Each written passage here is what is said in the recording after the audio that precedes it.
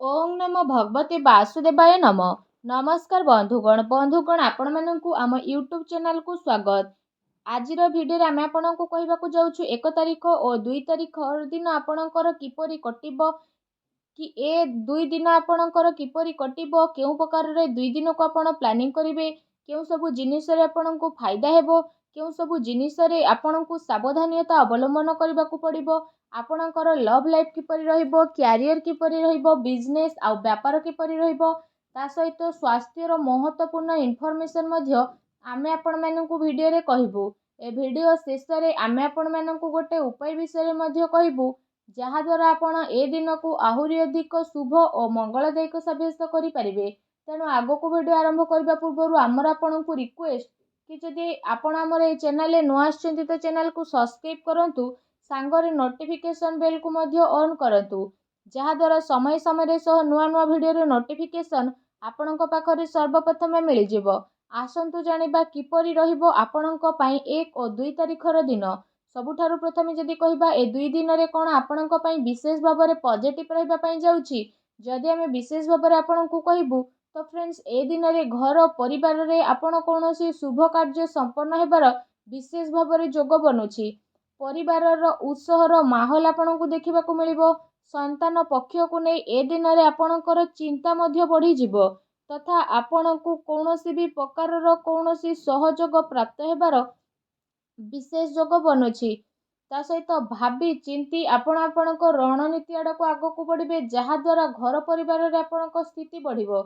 एहा सहित आपणकर विशेष भाव में कौनसी स्वप्न मध्य साकार हेबाकू जाउची सेथिपई निजर कार्य उपरे पूरा रूप रे आपण ध्यान केंद्रित करंतु। केउठी पूंजी निवेश करिबा आपणक पई फायदावान भर साब्यस्त हेबो। विद्यार्थी वर्गों को प्रतियोगिता संबंधित परीक्षा रे उचित परिणाम मध्य हासिल हेबो। ता सहित आपणकर सबु कार्य विशेष भाव में आसानी रे संपन्न हेबा कारणरू मनरे प्रसन्नता और चिंता भाव मध्य रहिबो। अचानक कौनसी आर्थिक समस्या आसीबा द्वारा आपण निजे निजकू चिंतामुक्त मध्य ए दिन रे अनुभव करिवे। ए समय रे विशेष भाव में ग्रहर स्थिति आपणकर व्यक्तित्व को प्रभावशाली मध्य करिवो। ता सहित समाज रे विशेष भाव में आपणको आपणकर योग्यता द्वारा मान सम्मान मध्य प्राप्त हेबो। धार्मिक एवं आध्यात्मिक क्षेत्र रे विशेष भाव में आपणकर रुचि देखिबाकू मिलिबो। से सबु कारणरू आपणकर भावना बहुत अधिक सकारात्मक एवं संतुलित मध्य नजर आसिबो। एहा सहित जदि कहिबा अन्यर परामर्श अपेक्षा आपण निजर योग्यता और क्षमता उपरे अधिक विश्वास करंतु। ए दिन आपण समस्तंकर महत्वपूर्ण आकांक्षा को पूरा करिबार दिन अटे। पूरा मनोबल द्वारा आपण निजर कार्य प्रति विशेष भाव में सफल नजर आसिबे। ता सहित प्रॉपर्टी संबंधित अटकी थिबा कौनसी कार्य मध्य आपणकर पूरा हेबो सेथिपई निजर पूरा ध्यान सेथिरे केंद्रित करंतु। पैसा संबंधित निवेश पई मध्य ए दिन बहुत ही उत्तम भरा रहिबो। आसंतु जानिबा ए दिन रे आपणक पई कोन नेगेटिव रहिबो। अनावश्यक कौनसी प्रकार विवाद उत्पन्न हेबार विशेष भाव में संभावना बनुची। कौनसी व्यक्ति द्वारा विशेष भाव में घरे आपणकर चिंतार माहौल मध्य रहिबो। धन अचल संपत्ति को लेकिन विवाद उत्पन्न हेबार विशेष संभावना आपणक ऊपर बनुची। ता सहित उत्थान पतन मध्य आपणक जीवन रे आसिबार संभावना रहिची। तो से सबुरे विशेष भाव में आपणको दूरे रहिबा पई ट्राई करंतु। एहा आपणक पई बहुत ही भल रहिबो। केबे केबे अलस्वामी कारणरू जदि कहिबा आपणक कार्य रे बाधा विघ्न आसी पारे तेणु ध्यान रखंतु कि टिके भूल बुझामणा आपणक आपणकर लक्ष्य ठारू भटकई मध्य पारिबो। कौनसी प्रकार द्विविधा स्थिति रे कौनसी अनुभवी व्यक्तिर परामर्श आपणक पई फायदावान मध्य साब्यस्त हेबो। एहा सहित आपणको ए कथार मध्य विशेष रूप से ध्यान रखिबार अछि कि केते थर कठोर बाणी द्वारा आपण किछि लोकंक भितरे लड़ाई झगड़ा मध्य उत्पन्न होई पारे। सेथिपई निजर कथबार्ता रे आपण सावधानता अवलंबन करंतु। कामर अधिकता जेहेतु रहिबो तो आपणक शरीर उपरे टिके प्रोब्लेम रहिबो सेथिपई लगातार आराम आपण करंतु। ता सहित प्रतिटी जिनिस को अति आत्मविश्वास भावना सह आपण विशेष भाव में आगक बढ़िबे। इंटरनाल स्थिति आपण आगक बढ़िबे। ए कारणरू जदि कहिबा किछि लोकंक सह संबंध आपणकर खराब मध्य होई पारे। ता सहित मित्रंक सहित आपण आपणकर टाइम को स्पेंड करंतु नाही। ଏହା ସହିତ କୌଣସି ବାହାର ବ୍ୟକ୍ତିଙ୍କର ହସ୍ତକ୍ଷେପ କାରଣରୁ କୌଣସି ଚିନ୍ତା ଆପଣଙ୍କର ଉତ୍ପନ୍ନ ହେବ ଏବଂ ଘରର ବଡ଼ ବୃଦ୍ଧଙ୍କର ଅପମାନ ହେବାର ବିଶେଷ ଭାବରେ ଆଶଙ୍କା ବନୁଛି। ତା ସହିତ ଏ ଦିନରେ ଖର୍ଚ୍ଚର ଅଧିକତା କାରଣରୁ ବଜେଟ୍ ମଧ୍ୟ ଆପଣଙ୍କର ବିଗିଡ଼ି ପାରେ, ତେଣୁ ଟିକେ ସାବଧାନ ହୁଅନ୍ତୁ। ଆସନ୍ତୁ ଜାଣିବା ଏ ଦିନରେ ଆପଣଙ୍କର ଲଭ୍ ଲାଇଫ୍ କିପରି ରହିବ। ପତି ପତ୍ନୀଙ୍କର ଆପୋଷିକ ମଧୁର ସମ୍ବନ୍ଧ ରହିବ। ବ୍ୟସ୍ତତା ପରେ ମଧ୍ୟ ପରିବାର ପାଇଁ ଆପଣ ଟାଇମ୍କୁ ବାହାର କରିବେ ଆଉ ଘରର ବାତାବରଣକୁ ଆହୁରି ଅଧିକ ଖୁସି ଭରା ମଧ୍ୟ କରିଦେବେ। ପରିବାର ସହିତ ମନୋରଞ୍ଜନ ଏବଂ ସପିଂରେ ଏ ଦିନରେ ଆପଣ ଆପଣଙ୍କ ଟାଇମ୍କୁ ସ୍ପେଣ୍ଡ କରିବେ। ଏହାଦ୍ୱାରା ଘରେ ଖୁସିର ମାହୋଲ ଆହୁରି ଅଧିକ ରହିବ। ତା ସହିତ ଅବିବାହିତ ଲୋକଙ୍କ ପାଇଁ ଏ ଦିନରେ କୌଣସି ଭଲ ସମ୍ପର୍କ ମଧ୍ୟ ଆସିପାରେ, ଯାହାଦ୍ୱାରା ତାଙ୍କ ମନ ବହୁତ ପ୍ରସନ୍ନ ମଧ୍ୟ ରହିବ।